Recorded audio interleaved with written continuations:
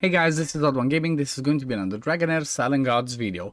Before I jump into the video of today, if you're going to hear a little bit of noise in the background, that means that my baby girl is waking up. Because for those of you that missed it, I have a beautiful baby girl that was born, Lily. There she is, the happiness, the joy, the everything that you want. She's just amazing, and she's currently sleeping in the same room with me. So, I said, let me try and do a quick video while she wakes up. So, if you hear some noise, that's going to be her. But what I want to talk about today is actually the event that has started. I think it was yesterday actually, but Father Life going to be a little bit busy.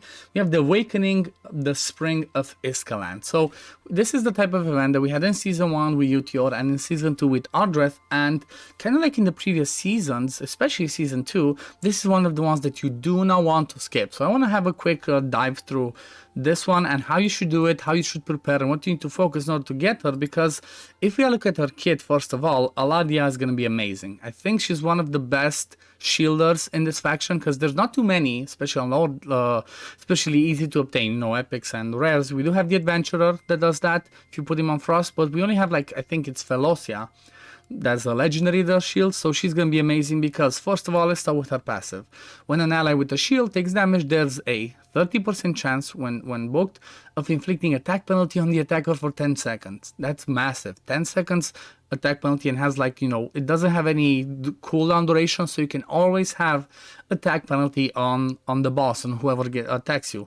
Also grants a target max HP and enlightenment shield to allies for 10 seconds as the battle starts. So this can be amazing for arena as well.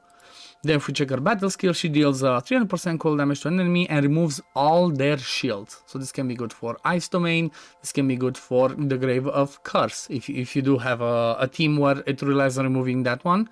Also, targeting a non-elite enemy will steal their shields instead. So again, if you use it in arena, she can steal shields.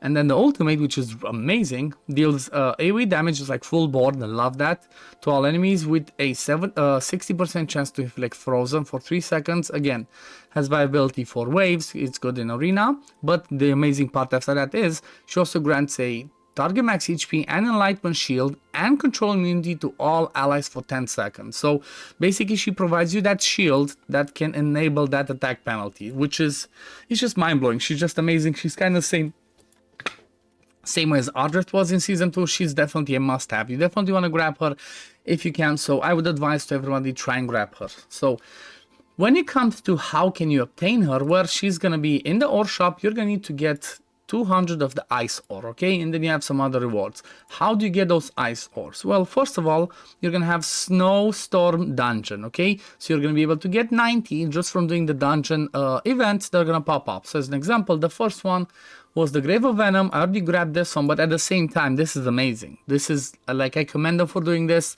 They give you a chest which gives you 2 random mythic gear sets from that specific dungeon. That's huge. I'm curious if they're gonna do that for the runes as well, where you have a chance to get these mythic pieces of gear from other dungeons, because we don't have mythic runes yet. But this is awesome. This basically guarantees you just straight up you have 2 mythic pieces of gear. So apart from that, like I said, we have the 15 from over here, so that means we're gonna have another 5 dungeons, which are gonna be Grave of Curse. So we have Curse, we have the Venom, then Curse, Rot, Heretical Ruins, and then there's gonna be the Ancient Battlefield. And I think one of them will also be something like Training, where you're gonna need to do Goblin, we're gonna need to do Domains and all that. So 90 you get straight from there. That should be pretty easy to obtain.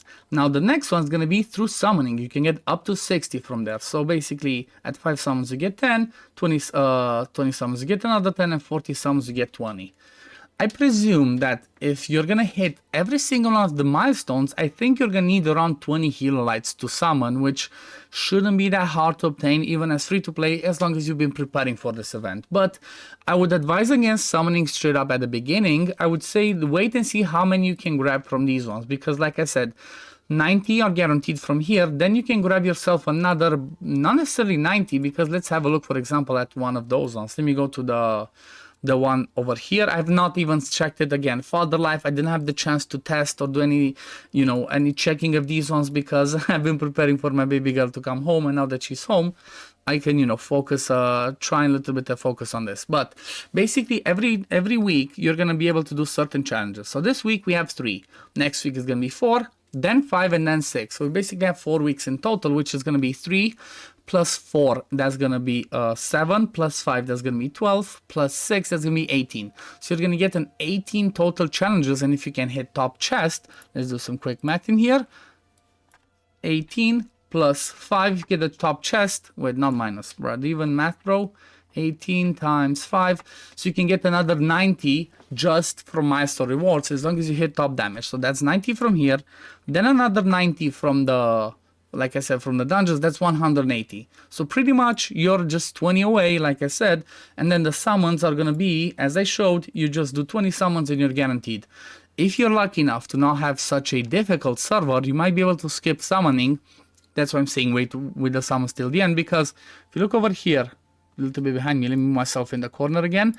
But if we look over here in the points ranking, and then again, I keep having to move me. I'm sorry, I'm a father, I'm tired. I'm gonna have this excuse.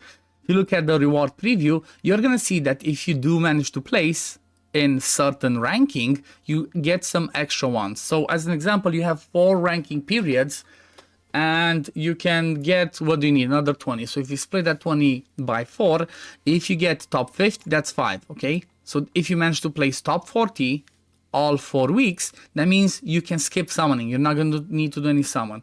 And it seems you also get another random piece of gear if you do place. So that's pretty interesting. If you place higher gear more, damn, that's crazy. I didn't even see that. This is amazing. But still, this is what I'm saying. Do not summon at the beginning unless you really want to summon. You're anxious. I would say just wait, and maybe you might just not need to summon 20. You might just need to summon, like, let's say you place in the top 100 or even top 50. You get 3 top to 50. You get 3 every week. If you multiply that by 4, that's 12. So 12 plus 180, that's 192, which means you're only going to need to summon 5. Okay, you do 5 summons and that's it. You can save your summons, because after that we're gonna have the, what's it called? We're gonna have the event. I'm sorry, I'm sweating. It's really, I'm also sweating. It's really warm in the room where the baby is. But yeah, if you just do 5 summons, that's gonna give you the total of what you need. The whole 200, you can summon her.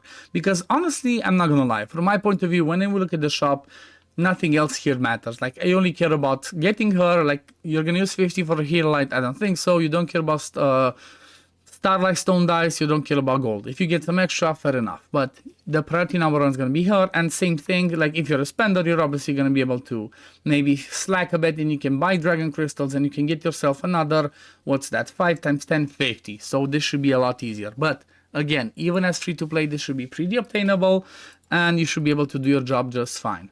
Now, when it comes to these chief challenges, I'm going to try my best to do some testing. We still got 5 days. I'm going to try my best to do some testing and try and do as much damage as I can, because when it's the chief challenge, you want to do not just 22 million, as high as possible in order to get over here, okay? In order to get a points ranking. That's why tip number 1, which maybe I should have said it at the beginning, but this one's going to be for those of you guys that are waiting till the end. Now, tip number 1, do not do the chief challenges day 1. Wait until the last second that you can do it, so that you can have the best gear, you can have the best elemental affinity solvent, okay? Because, like, you can check over here, you can keep getting the psychic core, you can keep advancing it, like you see I have a ton more. And if you leave it to last minute, you're going to have the best bonuses that you can, and that means you're going to do the best damage possible, which gives you a high chance to actually place on those leaderboards in the chief challenges. But I think this pretty much wraps it up for today, guys. So thank you for watching. I hope you enjoyed it. I hope this was helpful and gave you some ideas of what you need to do and what you focus on so you can get Aladiah, because she is 100% worth it. But yeah, thank you all for watching, guys. As always, if you do enjoy my content, don't forget to like this video, subscribe to the channel to see when I upload next, and I'm going to see you on the next one. Peace, love, take care, everyone. Bye, guys.